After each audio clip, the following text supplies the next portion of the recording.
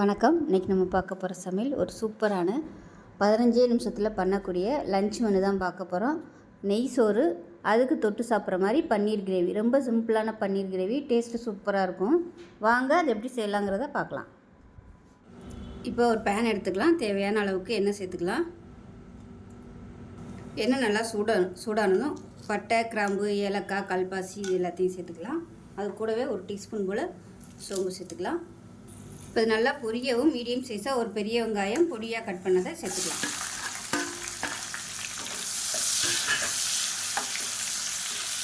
வெங்காயம் வதங்குறதுக்கு உப்பு சேர்த்துக்கலாம்.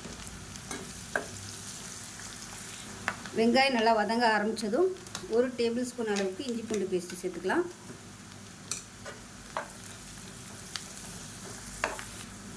இப்போ இஞ்சி பூண்டு பேஸ்ட் நல்லா வதங்கிருச்சு. இப்போ பொடியெல்லாம் சேர்த்துக்கலாம். இப்போ இதில் தனியாத்தூள் நல்லா 1.5 டேபிள் ஸ்பூன் அளவுக்கு சேர்த்துக்கலாம். அதே போல் மிளகாத்தூள் காரத்துக்கு ஏற்ற மாதிரி நல்லா 2 டேபிள் ஸ்பூன் அளவுக்கு சேர்த்துக்கலாம். இது கூடவே கறி மசாலா அது கொஞ்சம் ஒரு 1/2 டேபிள் ஸ்பூன் அளவுக்கு சேர்த்துக்கலாம்.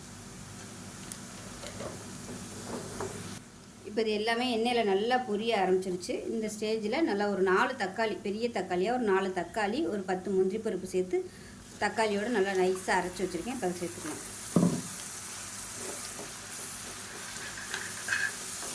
இது நல்லா எண்ணெய் பிரிஞ்சு வர அளவுக்கு வதக்கி விட்டுக்கலாம். இப்போ மிக்சியை அலசிட்டு கொஞ்சமாக தண்ணி சேர்த்துக்கலாம். இப்போ இதில் 1/4 டீஸ்பூன் போல் மஞ்சள்தூள் சேர்த்துக்கலாம்.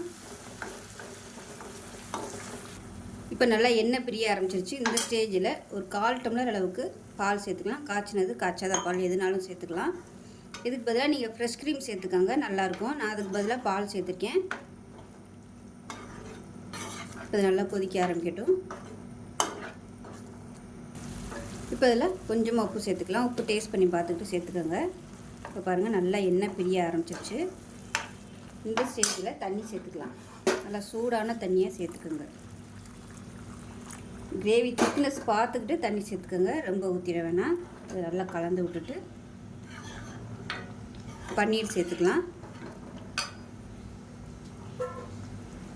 400 கிராம் பன்னீர் எடுத்து வறுத்து வச்சுருக்கேன். மிளகாத்தூள், மஞ்சத்தூள், உப்பு போட்டு எண்ணெயில் வறுத்து வச்சுருக்கேன். இப்போ இந்த பன்னீரை இதோட சேர்த்துக்கலாம்.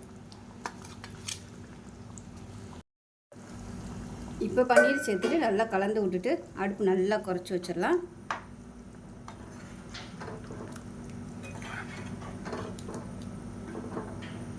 இப்போ இதில் 1 டேபிள் ஸ்பூன் அளவுக்கு கஸ்தூரி மெத்தி சேர்த்துக்கலாம். நல்லா ஃப்ளேவராக இருக்கும். சேர்த்துட்டு கலந்து விட்டுட்டு அப்படியே மூடி வச்சிடணும். இப்போ அதை மூடி வச்சிடலாம். சிம்மர்லேயே நல்லா கொதிக்கட்டும். இப்போ ஒரு குக்கர் எடுத்துக்கலாம். நெய் சேர்த்துக்கலாம். அது கூடவே கொஞ்சம் நெய்யும் சேர்த்துக்கலாம், அதாவது எண்ணெய் சேர்த்துக்கலாம். எண்ணெய் சூடானதும் ஒரு சின்ன துண்டு பட்டை, பிரியாணி ஏலக்காய், 3 கிராம்பு சேர்த்துக்கலாம். இப்போ மசாலா போட்டு நல்லா பொரிய ஆரம்பிக்கணும்.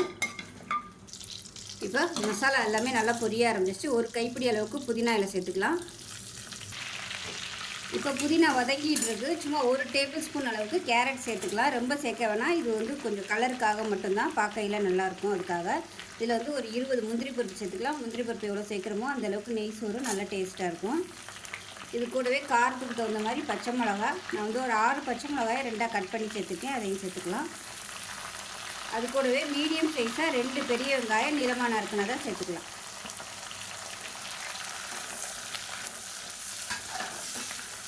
இப்போ இந்த வெங்காயம் ரொம்ப ப்ரௌனாக வதங்கணும்னு அவசியம் இல்லை.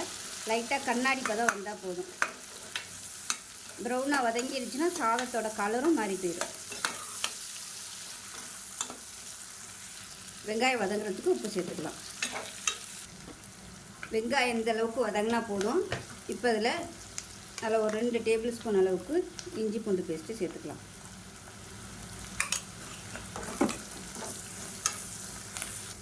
இஞ்சி பூண்டு பேஸ்ட் நல்லா வதங்கிருச்சு. மீடியம் சைஸாக 2 தக்காளி, ரொம்ப பொடியாக கட் பண்ண வேணாம், பெருசாகவே கட் பண்ணிக்கலாம். தக்காளி ரொம்ப குழையக்கூடாது, லைட்டாக வதக்கினா போதும். தக்காளி லேசாக வதக்கியாச்சு. இப்போ இதில் 1.5 டம்ளர் அளவுக்கு தண்ணி சேர்த்துக்கலாம். நான்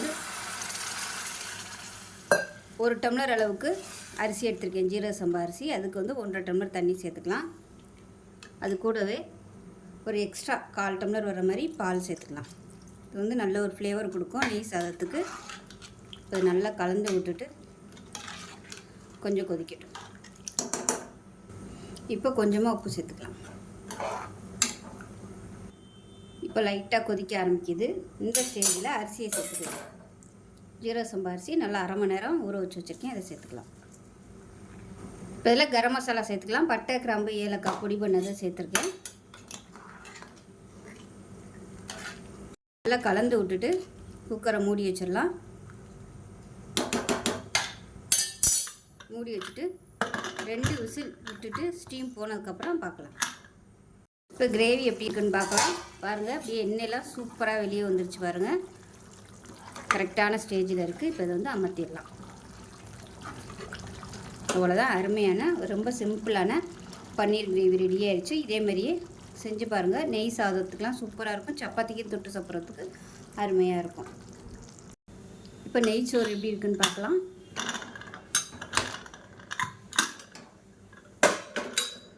பாருங்கள், நல்லா வாசனையாக சூப்பராக வந்துருச்சு. இது நல்லா கீழேருந்து மேலே வரைக்கும் நல்லா பரட்டி விட்டுக்கலாம். கரெக்டான கலரில் சூப்பராக வந்திருக்கு பாருங்கள். நம்ம தக்காளி சேர்த்ததுனால கொஞ்சம் லைட்டாக அந்த மாதிரி ப்ரௌன் கலரில் இருக்குது. இதுவே உங்களுக்கு தக்காளி சேர்க்க விருப்பம் இல்லைன்னா நீங்கள் தக்காளி ஸ்கிப் பண்ணிவிட்டு அதுக்கு பதிலாக நீங்கள் ஒரு 2 டேபிள் ஸ்பூன் தயிர் சேர்த்துக்கலாம். அப்படி இல்லைன்னா கொஞ்சமாக 1 டேபிள் ஸ்பூன் அளவுக்கு லெமன் ஜூஸ் வந்து பிழிஞ்சு விட்டுக்கலாம். சூப்பரான ஜீரக சம்பா நெய் சாதம் ரெடி ஆயிடுச்சு. நல்லா கம கமன் வாசனை சூப்பராக இருக்குது.